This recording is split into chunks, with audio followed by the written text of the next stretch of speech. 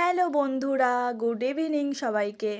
আর আমাদের একটু লাইটের সমস্যার জন্য ওই জন্য একটু রেড রেড দেখাচ্ছে, সেটা ইগনোর করো। আর এদিকে রয়েছে বুগলি, কুচি কুচি করে আমার কাটা রয়েছে, আর এইদিকে রয়েছে আলু কুচি, পেঁয়াজ কুচি আর লঙ্কা কুচি।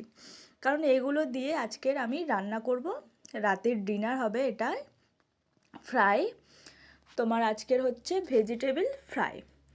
তো এগুলো খাওয়া খুবই উপকারী। শীত পড়ছে আর একটু শরীরের তো এনার্জি ভিটামিন তো দরকার। দেখো আমি সামান্য কড়াইতে তেলও দিয়ে দিয়েছি, কারণ অল্প করেই তেল দিয়েছি, কারণ ব্রুগলি ভাজার সময় না মানে তেল বেশি লাগে না। আর সামান্য একটু জিরেও দিয়ে দিলাম, কারণ এইগুলো না মানে তোমার মানে যে ভাবটা ওঠে সেই ভাবেতেই এটা মানে তোমার সিদ্ধ হয়ে যায়, মানে বয়েল হয়ে যায়।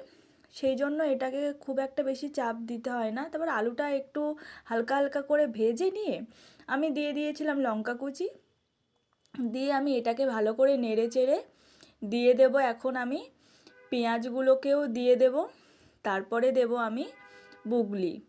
দেখো পেঁয়াজগুলোকে দিয়ে আমি ভালো করে একটু নেড়ে চেড়ে নিচ্ছি, কারণ এর সাথে মিশে গেলেও জিনিসটা একটু ভালো ভালো লাগবে। দেখো আমি একটু লাল লাল করে ভেজে নিয়েছি, তারপর আমি এগুলো সবজিগুলোও দিয়ে দিলাম, কারণ এগুলো সত্যি তোমরা যদি ফ্রাই করে খাও দারুণ টেস্ট আছে, মানে দারুণ খেতে। দেখো, আর এর একটা স্টিম বেরোয়, এই স্টিমেই এটা হচ্ছে কি সিদ্ধ হয়ে যায়। সেটা নিয়ে কোনো কিছু ভাবার চিন্তা নেই। এইগুলো আমি নেড়ে চেড়ে, দেখো আমি সামান্য শুধু নুনই দিয়েছি, নুনটা দেওয়ার পরে আমি ভালো করে এটাকে নেড়ে চেড়ে আমি কিন্তু ঢেকে দেব, কারণ এর বেশি তেমন কোনো কাজ নেই, কারণ বেশি এটাকে নাড়তে হবে না।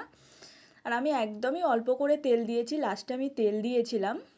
তারপরে দেখো আমার এটা একদম রেডি হয়ে গেছে, মানে একদম। আর এটা আমি খেয়েও দেখাচ্ছি, যে দেখো গরম গরম তে তোমাদের মনে হবে যেটা ফ্রাই হয়নি, তাই আমি তোমাদেরকে খেয়েও দেখাচ্ছি। দেখো একদম গালের সাথে একদম পুরো মিশে যাবে, মানে এত সুন্দর নরম, মানে তোমার 5 মিনিট কি 2 মিনিটও লাগবে না এটাকে তোমাকে ফ্রাই করতে, কিচ্ছু লাগবে না। অল্প করে তেল দিয়ে তোমরা কড়াইতে এটাকে স্টিমে রাখবে, এমনিতেই গলে যাবে, আর দারুণ টেস্ট আছে। আর চলো আবার নেক্সট ভিডিওতে দেখা হচ্ছে।